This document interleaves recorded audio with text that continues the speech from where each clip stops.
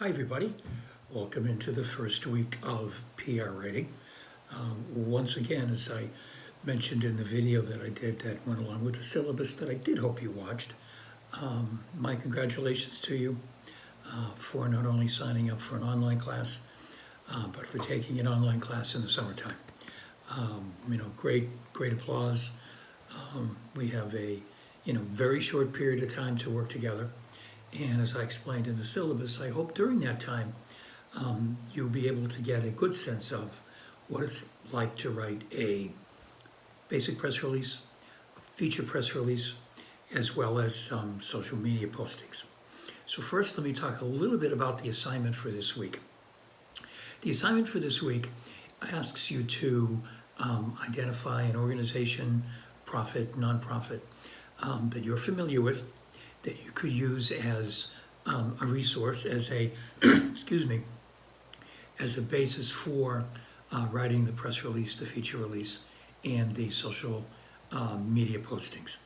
I don't want you to take, something that's already on the website, rewrite it and hand it in to me. That's hardly the point. Then I'm going to check anyway.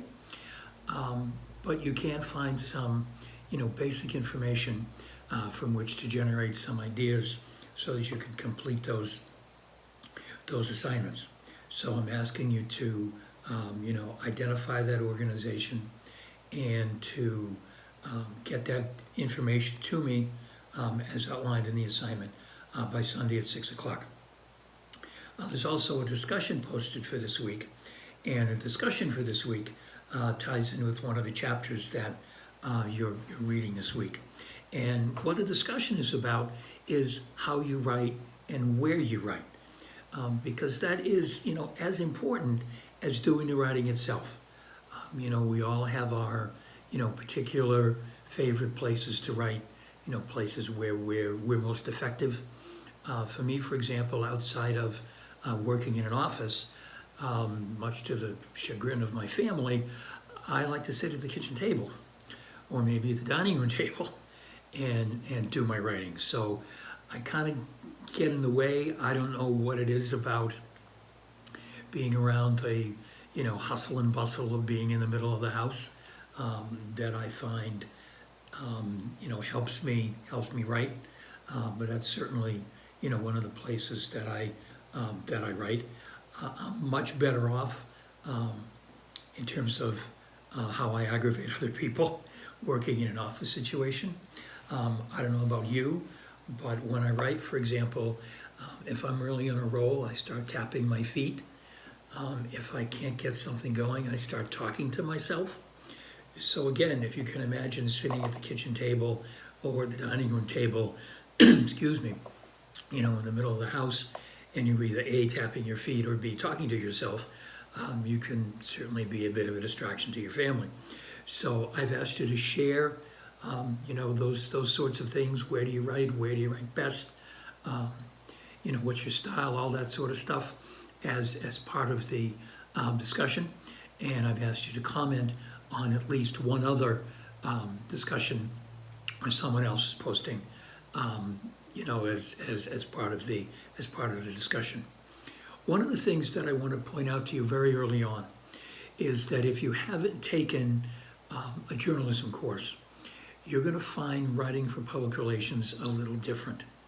And quite frankly, what I'm going to ask you to do when you write for public relations, when you write that press release, when you write that feature release, when you write those social media postings, is to forget everything you've learned.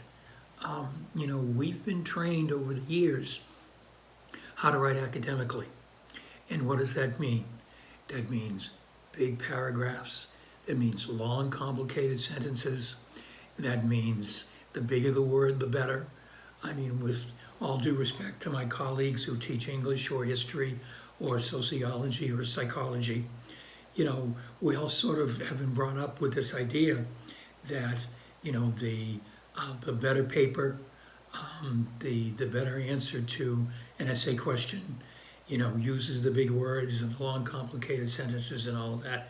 You have to forget all of that when you're writing for public relations, because what you're attempting to do is to communicate with those people who are your publics, whoever you decide that they may happen to be based on the research that you're going to do, as simply and succinctly and clearly as possible.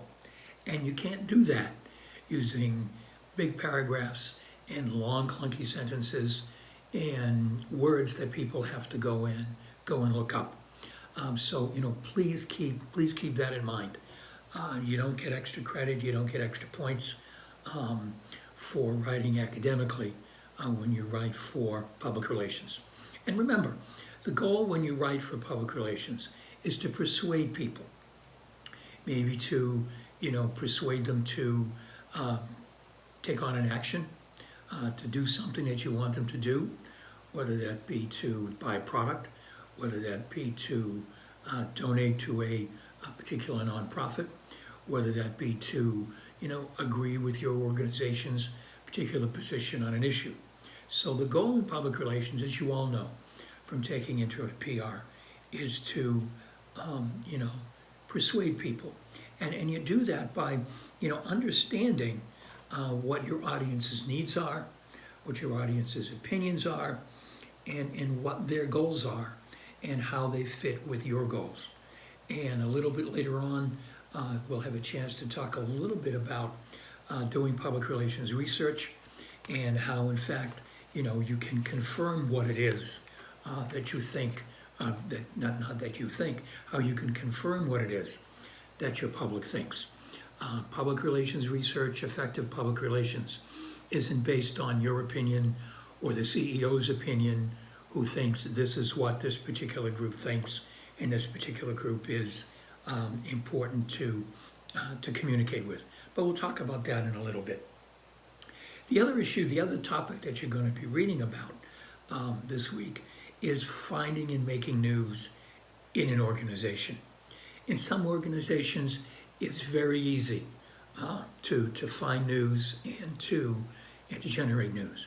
If it's a large company, say like a Raytheon, for example, where they're always coming up with new products and new versions of things, and there's new breakthroughs. There's always news.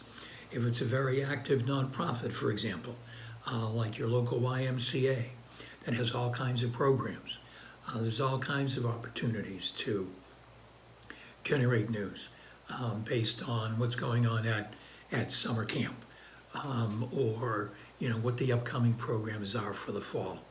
A little more difficult sometimes in smaller organizations that maybe aren't all that active, but there's always opportunities. You just have to look for them.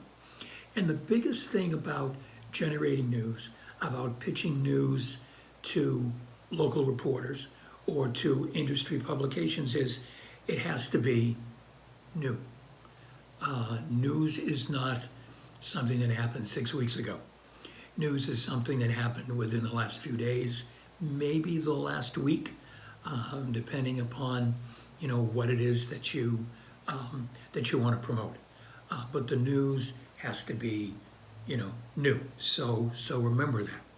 Remember as well that when you're looking to create news and to generate news, you're generating what is now called content, because it's used not only for the press release, it's used for social media postings, it's used on the company website, it's sent out on Twitter, it's made available, maybe by video.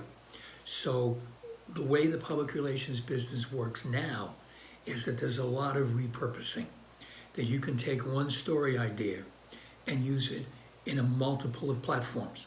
Because remember, just because you send out a press release, or just because you post something on your company internet site, that doesn't mean that everybody saw it. People may follow you on Facebook. People may follow you on Twitter, and that's where they get the information. So when you come up with ideas for news, you always have to think about, okay, how many different ways can we repurpose this? How many different ways can we use this? And you'd be surprised, how many different ways you can take, one piece of information and make it usable and make it effective. So I would encourage you, obviously, to read the chapters that I've assigned. I've also posted the slide presentations that if this were a actual classroom class, I would have used in talking about these concepts with you in greater depth. Please take a look at them. There's some videos in there that might make things a little clearer. So good luck this first week. Looking forward to working with all of you. Just a reminder that the assignment is due by Sunday at 6 o'clock, and the discussion group also closes Sunday at 6 o'clock. So enjoy your week, and I'll be chatting with you next week.